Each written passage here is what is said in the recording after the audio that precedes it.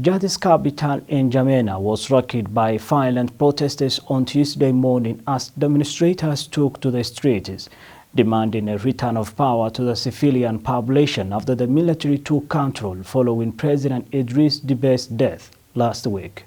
The unrest underscores the tense atmosphere in Chad following Deby's death, where the military transition is already struggling to win over a population exhausted by 30 years of monolithic rule. But even as the army appointed a civilian politician, Albert Bahimi Padake, as prime minister of a transitional government on Monday, some opposition politicians have gone ahead to call the military takeover a coup and asked supporters to protest. The military council banned protests in a statement on Monday evening, saying no demonstrations that could lead to disorder were allowed while the country was still in mourning. The military council, headed by Deby's son President Idriss Deby, has said it will oversee an 18-month transition to elections. Police responded with tear gas as protesters burnt tires in several neighborhoods of Ndjamena early on Tuesday. Trucks loaded with soldiers were seen patrolling the streets around the central city.